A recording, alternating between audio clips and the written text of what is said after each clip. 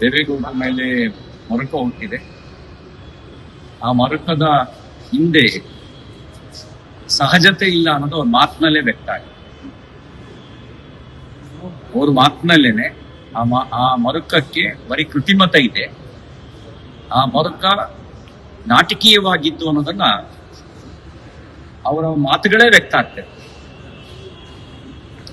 ಹಾಗಾಗಿ ಈ ನಾಟಕದ ಮಾತುಗಳಿಗೆ ಉತ್ತರಿಸಬೇಕಾದ ಅವಶ್ಯಕತೆ ಇಲ್ಲ. ದೇವೇಗೌಡರು ಮಾಜಿ ಪ್ರಧಾನಿಗಳು, ಮುತ್ಸದ್ದಿ, ಅವ್ರ ಬಗ್ಗೆ ಇರುವ ಗೌರವ ಸ್ಥಾನದ ಆಧಾರದಲ್ಲಿ ಬಂದಿದ್ದಲ್ಲ, ಅಧಿಕಾರದ ಆಧಾರದಲ್ಲಿ ಬಂದಿದ್ದಾರೆ. ಅದಿರೋ ಸಹಜವಾಗಿರುವಂತ ಗೌರವ, ಸಹಜವಾಗಿರುವಂತ ವಾತ್ಸಲ್ಯ, ಆ ಪ್ರೀತಿ ಅವ್ರು ತೋರಿಸಿದ್ದಾರೆ ಪ್ರಧಾನಮಂತ್ರಿ ನರೇಂದ್ರ ಮೋದಿ ಅವ್ರ ಮೇಲೆ. ಆ ಸಹಜ ಪ್ರೀತಿ, ಆ ಸಹಜ ವಾತ್ಸಲ್ಯ ಅದು ವ್ಯವಹಾರ ಸಂಬಂಧದ ಮೂಲಕ ಬಂದಿರೋದಲ್ಲ. ಹಾಗಾಗಿ ಹೇಗೆ ಯಾರಿಗೆ ಗೌರವ ಕೊಡಬೇಕು ಅನ್ನೋದನ್ನ ಕಾಂಗ್ರೆಸ್ನವರು ಬಿಜೆಪಿ ಪಾಠ ಹೇಳಬೇಕಾದ ಅವಶ್ಯಕತೆ ಇಲ್ಲ. ನೀವು ಪ್ರಧಾನಮಂತ್ರಿ ಆಗಿದ್ದಂತ ಮನಮೋಹನ್ ಸಿಂಗ್ ಅವ್ರನ್ನ ಪ್ರಧಾನಮಂತ್ರಿ ಆಗಿದ್ದಾಗ ಹೆಂಗ್ ನಡೆಸ್ಕೊಂಡ್ರಿ? ನೀವು ಪಿ ವಿ ನರಸಿಂಹರಾವ್ ಅವರ ಅಂತ್ಯ ಸಂಸ್ಕಾರ ಸಂದರ್ಭದಲ್ಲಿ ಯಾವ ರೀತಿಯ ದ್ವೇಷವನ್ನು ತೀರಿಸಿದ್ರಿ?